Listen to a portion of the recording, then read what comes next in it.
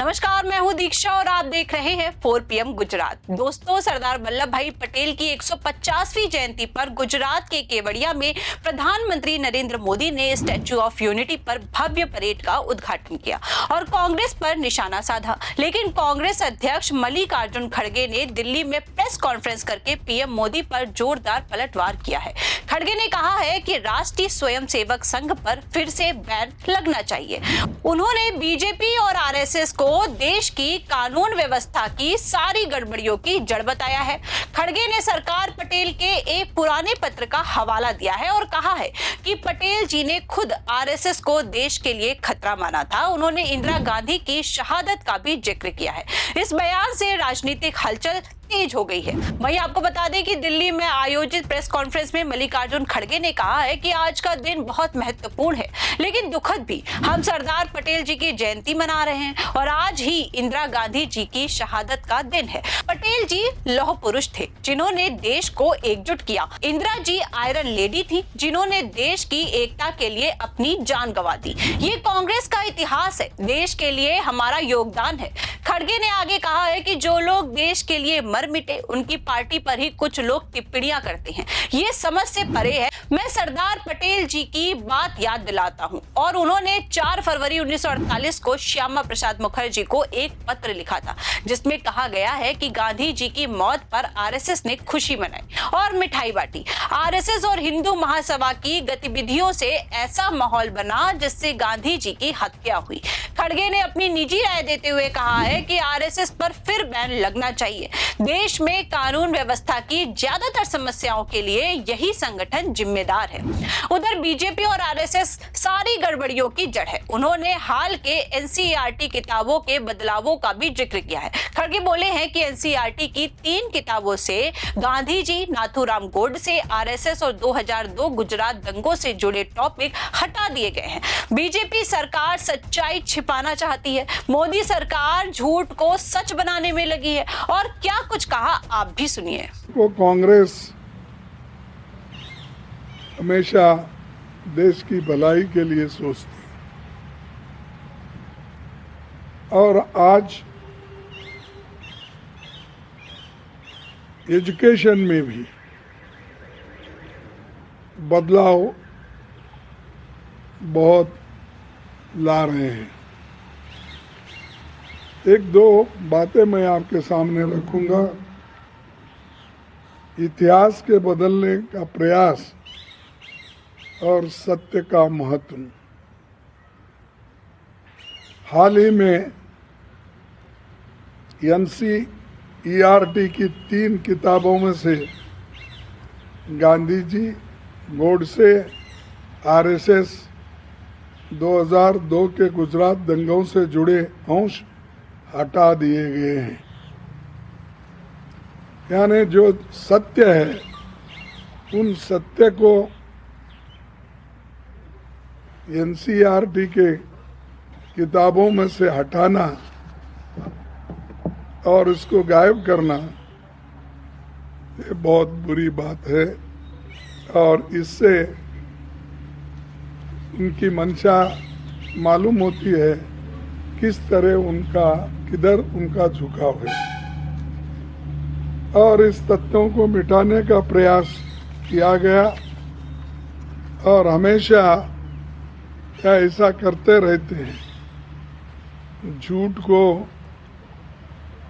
सच में तब्दील करने के लिए वो हमेशा ये करते हैं। उसमें तो हमारे देश के प्रधानमंत्री माहिर हैं, फिर उनके जो भी शिष्य हैं, जैसा गुरु वैसा शिष्य होता है ऐसा कहते हैं, तो उनके शिष्य भी यही काम कर रहे हैं। और सरदार पटेल ने आरएसएस पर जो प्रतिबंध लगाया था वो भारत के धर्मनिरपेक्ष और लोकतांत्रिक स्वरूप की रक्षा के लिए था। उन्होंने किया। अब जो नेता देश के हित में ये आरएसएस को प्रतिबंध किया और ये सारी चीज़ें किताबों में भी आ चुकी थी, लेकिन उनको कोई इसका असर नहीं है। वहीं हम आपको बता दें कि खड़गे ने एक्स पर भी पटेल के पत्र को शेयर किया है और आरएसएस बैन की मांग दोहराई है। सरदार वल्लभ भाई पटेल का जन्म 31 अक्टूबर 1875 को गुजरात के नडियाद में हुआ है। वे बैरिस्टर बने और स्वतंत्रता संग्राम में कूद पड़े। 1928 के बारडोली सत्याग्रह से उन्हें सरदार की उपाधि मिली। 1942 के भारत छोड़ो आंदोलन में वे जेल गए। आजादी के बाद वे पहले उप प्रधानमंत्री और गृह मंत्री बने। पटेल ने 562 रियासतों को भारत में मिलाया, जिससे उन्हें लौह पुरुष कहा जाता है। उनका निधन 15 दिसंबर 1950 को हुआ था। राष्ट्रीय स्वयंसेवक संघ की स्थापना 1925 में केशवराव बलराम हेडगेवार ने की। ये हिंदू राष्ट्रवाद पर आधारित संगठन है, लेकिन 1948 में महात्मा गांधी की हत्या के बाद पटेल ने आरएसएस पर बैन लगा दिया। हत्या करने वाले नाथूराम गोडसे आरएसएस से जुड़े थे। हालांकि आरएसएस ने इनकार किया है। पटेल ने 4 फरवरी 1948 को बैन लगाया, क्योंकि रिपोर्ट्स में आरएसएस को हिंसा और नफरत फैलाने का आरोपी बताया गया है।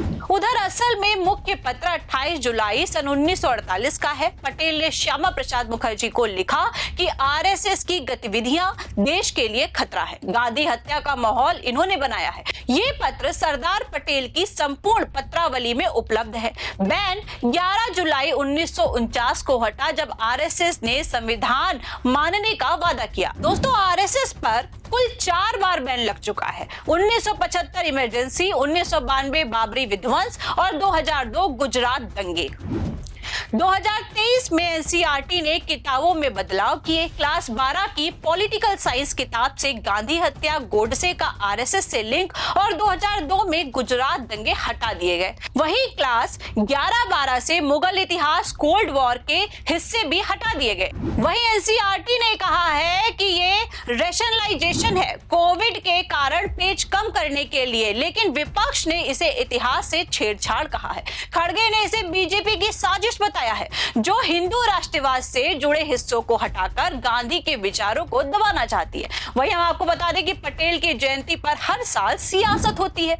बीजेपी पटेल को अपना मानती है, क्योंकि वे कट्टर राष्ट्रवादी थे। कांग्रेस उन्हें नेहरू के साथ जोड़ती है। नेहरू पटेल के पत्र दिखाते हैं कि दोनों एक दूसरे की तारीफ करते थे, लेकिन वही बीजेपी कहती है कि कांग्रेस ने पटेल को किनारे किया है। 2024 में मोदी सरकार ने सरकारी कर्मचारियों पर 58 साल पुराना आरएसएस बैन हटाया। खड़गे ने इसे पटेल का अपमान कहा। आरएसएस आज मजबूत है, लाखों शाखाएं चलती हैं, ये आपदा में मदद करता है, लेकिन आलोचक इसे सांप्रदायिक कहते हैं। वहीं आरएसएस की स्थापना विजयदशमी 1925 को हुई थी।